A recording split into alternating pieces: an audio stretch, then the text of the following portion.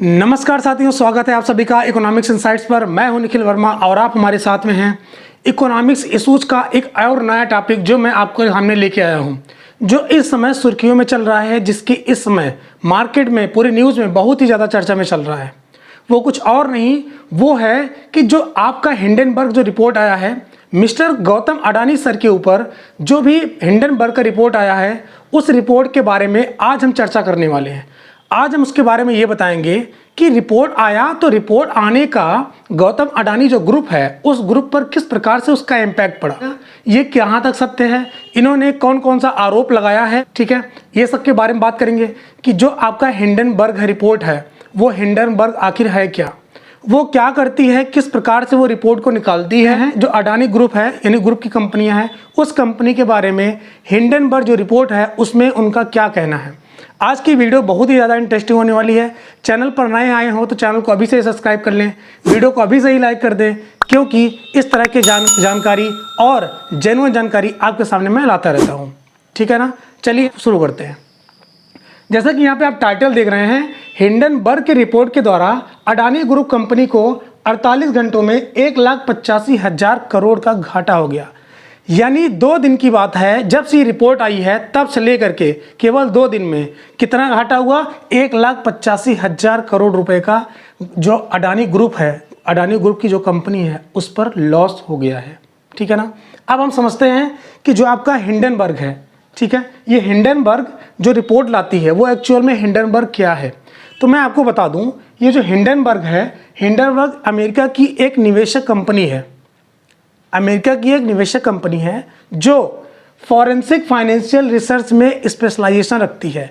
कहने का मतलब है कि जो हिंडनबर्ग है वो अमेरिका की एक निवेशक कंपनी के साथ साथ उसके अंदर स्पेशलाइजेशन है कि वह कोई भी सर्च करे, कोई भी जांच पड़ताल करे, जांच पड़ताल करने के बाद यानी एक लंबे टाइम के रिसर्च करने के बाद वो रिपोर्ट लाती है और वो विश्वसनीय रिपोर्ट माना जाता है। यहाँ पर आप देख रहे हैं अडानी ग्रुप कंपनी के साथ में।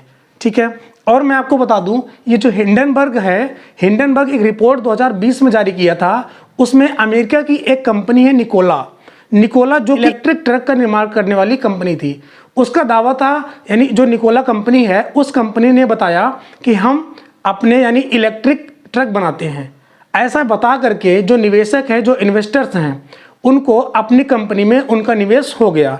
यानी जो भी निवेश करना चाहता था निकोला कंपनी में, उन्होंने निकोला कंपनी में इन्वेस्टमेंट किया और इस बात को सहमत होकर के किया कि ये कंपनी जो है ये इलेक्ट्रिक ट्रक बनाती है। जबकि बाद में जांच या पड़ताल द्वारा हिंडनबर्ग रिपोर्ट ने ये निकाला कि जो भी ये आपका निकोला कंपनी है ये फर्जी है। कहने का मतलब है कि ये जो कंपनी है, ये कंपनी कभी भी इस प्रकार के व्हीकल को बनाती ही नहीं है।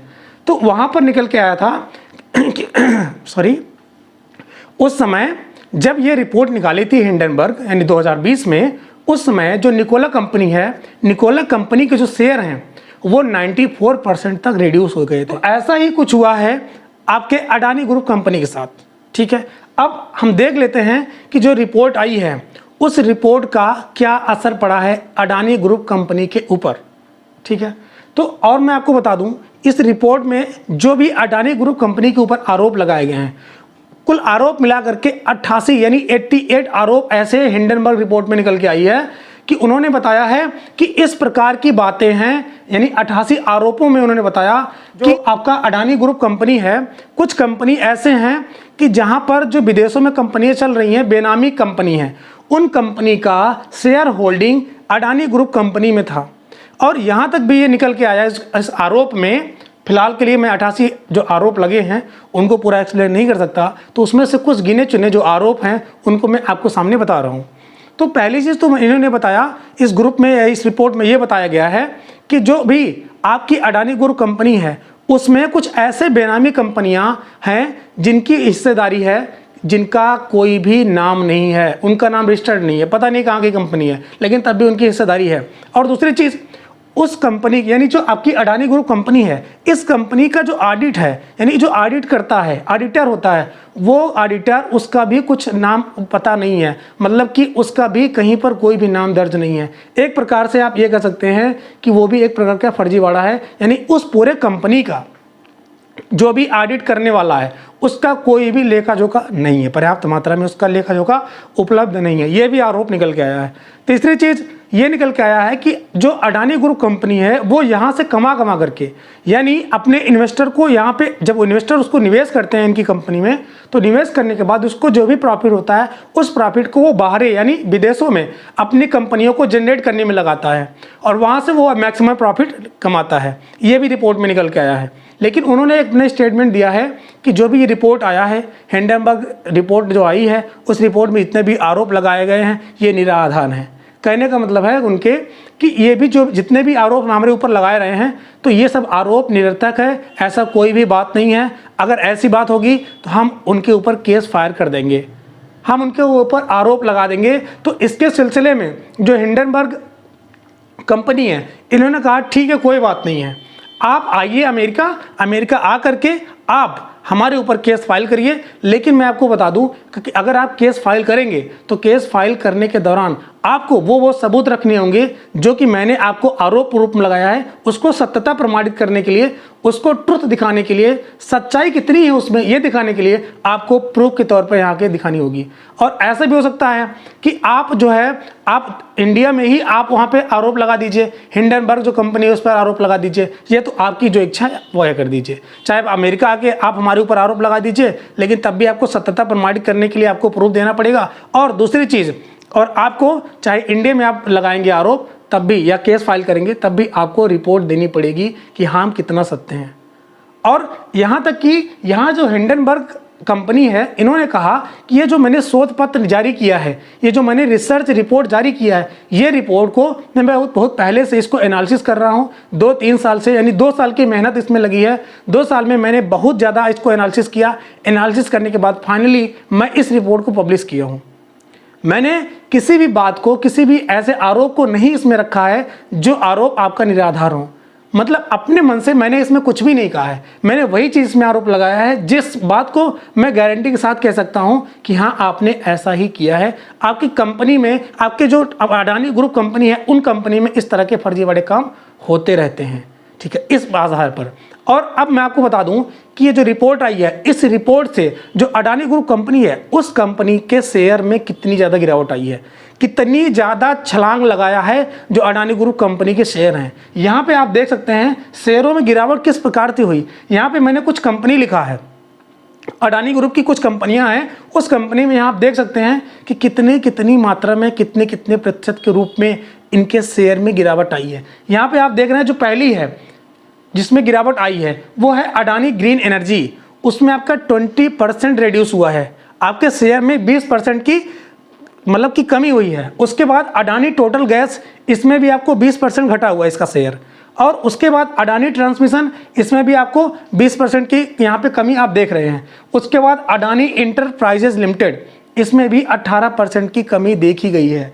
उसके साथ ही साथ अंबुजा सीमेंट जो है, अंबुजा सीमेंट के जो शेयर हैं उसमें भी 16% रिड्यूस हुआ है, 16% की कमी उसमें भी आई है उसके शेयर में। और उसके बाद हम देखते हैं अडानी पोर्ट एंड लॉजिस्टिक जो कंपनी है उसमें 15% तक के शेयर को घटाया जा चुका है। और उसके बाद जो एसीसी कंपनी है, उस एसीसी कंपनी में 12% जो है आपका शेयर गिरा हुआ है। उसके बाद अडानी विलमार है, अडानी विलमार में आप देख रहे हैं 5% है। उसके बाद अडानी पावर है, उसमें भी 5% का शेयर में कमी हुई है।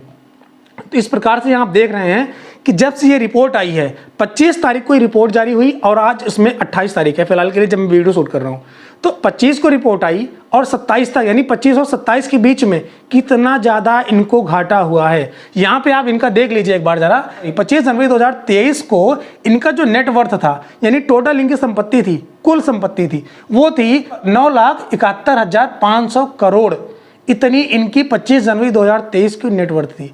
उसके बाद जब ये रिपोर्ट आई, रिपोर्ट आने के बाद इनकी जो नेटवर्थ हुई कितनी हुई, 27 जनवरी 2023 को नेटवर्थ इनकी जो आई वो आई 7,86,400 करोड़ रुपए। यानी 48 घंटों में इनका जो लॉस हुआ, जो घाटा हुआ, वो हुआ 1,85,000 करोड़ रुपए का इनका लॉस हो गया है जब से ये रिपोर्ट निकल के आई है। मतलब कि अभी तक के जितने भी शेयर में कमी हुई है, सबसे ज़्यादा ये अडानी ग्रुप कंपनी के शेयर गिरे हुए हैं। और ये सब एक ही वजह से हुआ है, जिसका रीज़न क्या है, हिंडनबर्ग रिपोर्ट। हिंडनबर्ग रिपोर्ट जब से आई है तब से इनके शेयरों में बहुत भयंकर गिरावट आई है। बहुत तेज़ी के साथ गिरावट आई है। मतलब कि शेयर में जब से सबसे लीस्ट शेयर में जो गिरावट देखेंगे तो उनके उसमें जो है इन कंपनी का नाम आता है, यानी अडानी ग्रुप कंपनी के नाम देखने को मिलता है। उनके शेयर इतने ज़्यादा गिर। और मैं आपको बता दूं कि जो अडानी ग्रुप है, अडानी ग्रुप पर बहुत सारे लोन भी हैं। उन्होंने बहुत सारे लोन ले रखे हैं बैंकों से और भी जगहों से। उन्होंने टोटल उनका जो कर्ज है, यानी उनके ऊपर जो टोटल लोन है वो कितना है, 1,90,00,000 रुपए। इन्होंने इतना लोन लिया है, इतना कर्ज लिया है, और इसमें से यानी 1,90,00,000 में से जो 70 से 80 हज़ार करोड़ रुपए हैं उन्होंने बैंक से लिया हुआ है। कहीं ना कहीं इस रिपोर्ट के आने की वजह से बैंक जो है, जितने भी बैंक हैं उन बैंकों के शेयर में भी कमी हुई है। और यहाँ तक कि LIC में भी, LIC की जो कंपनी है उसमें भी रिड्यूस हुआ है, यानी उसके भी शेयर गिरे हुए हैं। और मैं आपको बता दूं कि जो आपकी फोर्ब्स है, यानी फोर्ब्स जो है वो अमीर जो व्यक्ति होते हैं उनकी लिस्ट को प्रोवाइड करता है। ठीक है, तो फिलहाल के लिए अभी थोड़ा सा मैं आपको बता दूं कि जो गौतम अडानी सर हैं, इनकी पूरे दुनिया में यानी ये तीसरे नंबर के सबसे अमीर व्यक्ति थे, गौतम अडानी सर। लेकिन जब से ये रिपोर्ट आई है, रिपोर्ट आने के बाद से इनका जो स्थान हुआ है तीसरे नंबर 7वें स्थान पे आ गए हैं। फोर्ब्स के अकॉर्डिंग गौतम अडानी सर पहले दुनिया के सबसे रिचेस्ट में तीसरे नंबर पे आते थे, लेकिन आज की कंडीशन में यानी जब से हिंडनबर्ग रिपोर्ट आई है तब से इनका जो पायदान है वो 7वें नंबर पे चला गया है। अब मैं आपको कुछ बता रहा हूँ, क्या बता रहा हूँ कि जो फोर्ब्स के अकॉर्डिंग है, इनका जो टोटल नेटवर्थ था यानी टोटल संपत्ति थी 2016 से, मैं आपको यहाँ पे दिखा रहा हूँ कि 2016 से और अभी तक इनका किस प्रकार से इनके नेटवर्थ में चेंजेस आ रहे हैं, किस प्रकार से इन्होंने बहुत ज़्यादा मात्रा में कमाई की। इतना कमाई किया कि किसी को यकीन ही नहीं होगा।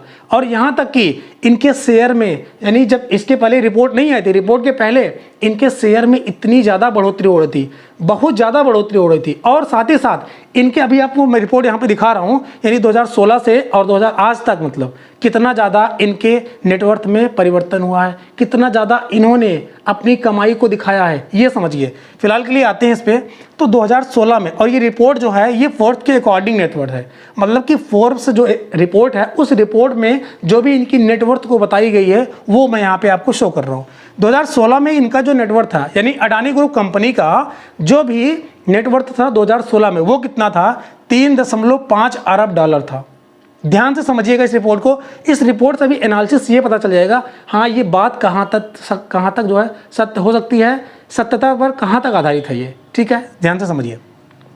2016 में 3.5 अरब डॉलर था, इतनी इनकी नेटवर्थ थी। वहीं 2017 की बात करें, 2017 में इनका बढ़ करके 5.8 अरब डॉलर हो गया। और उसके बाद 2018 में इनका बढ़ करके कितना हो गया, 9.7 अरब डॉलर।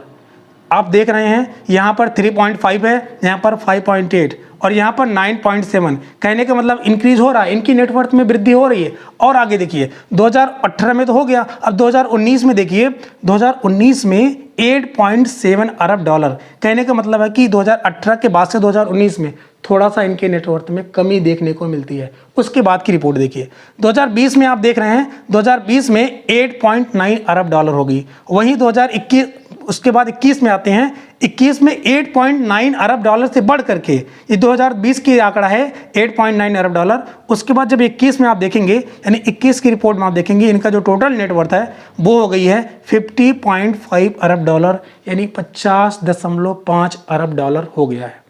कहने का मतलब कितनी तेज उछाल किया है, यानी जिस बंदे की जो नेटवर्थ थी 8.9 अरब डॉलर थी, वहीं पर अचानक से बढ़ करके 50.5 अरब डॉलर हो गई है। तो कहीं ना कहीं इनका जो नेटवर्थ है इस प्रकार से फ्लक्चुएट होना कहीं ना कहीं इस की ओर मुझे इंगित करता है, हम सबको इंगित करता है कि क्या ऐसा हो सकता है, इस तरफ इशारा कर सकता है। और देखिए 2021 में तो इतना था, 2022 की बात देखिए, यानी एक साल में इतना कितना इनका जो है नेटवर्थ कितना हो गया, 122 अरब डॉलर हो गया। यानी 2021 में आंकड़ा कुछ और था, 2022 में इनका आंकड़ा बढ़ के ज़्यादा हो गया। और यानी 25 को इनकी रिपोर्ट आई तो 25 तक इनका जो नेटवर्थ था इतना था। ठीक है, उसके बाद जो भी इनके शेयर में गिरावट आई और जो भी इनके ऊपर आरोप लगे हैं, उस आरोप में हिंडनबर्ग रिपोर्ट के द्वारा क्या कहा गया है और इनका जो स्टेटमेंट है, इन्होंने भी स्टेटमेंट दिया है, यानी अडानी ग्रुप कंपनी वालों ने भी अपना स्टेटमेंट दिया है। ठीक है, आई होप आपके इस पूरे सेशन को बहुत ही अच्छे तरीके से आपके समझ में आया होगा। और किस प्रकार से जैसे ये एक रिपोर्ट आती है, एक रिपोर्ट ने पूरे शेयर मार्केट में कितनी ज़्यादा उछाल कर दी। तो यहाँ पे आप देख ले हैं, जो भी आंकड़े मैंने आपके सामने रखे हैं, ये आंकड़े आपको बताते हैं कि हाँ इस तरह की बातें हो सकती हैं। और जहाँ तक रही हिंडनबर्ग रिपोर्ट की, तो हिंडनबर्ग रिपोर्ट ने कई प्रकार से कई बार इस तरह की रिपोर्ट निकाले। इनका काम ही है, क्या काम है? फॉरेंसिक फाइनेंशियल रिसर्च, यानी कोई भी फाइनेंस में किस प्रकार से अपने फाइनेंस को मैनेज कर रहा है, किस प्रकार से वो सही है, गलत है, क्या है, इन सबको एनालिसिस करने के बाद ये रिपोर्ट निकल के आती है। और यहाँ तक कि हिंडनबर्ग रिपोर्ट में ये भी कहा गया है कि हम जो रिपोर्ट निकाले हैं इसमें 2 साल की मेहनत लगी है, 2 साल की कंसिस्टेंटली, यानी मैंने इसमें लगातार मेहनत किया, लगातार एनालिसिस किया, तब जाकर के रिपोर्ट मैंने पब्लिश किया है। चैनल पर नए हो तो चैनल को सब्सक्राइब करें, वीडियो को लाइक कर दें और इस तरह की जानकारी अपने दोस्तों के पास शेयर कर दें ताकि उनको भी इस प्रकार की जानकारी मिल पाए। तब तक के लिए अपना ख्याल रखिए। धन्यवाद।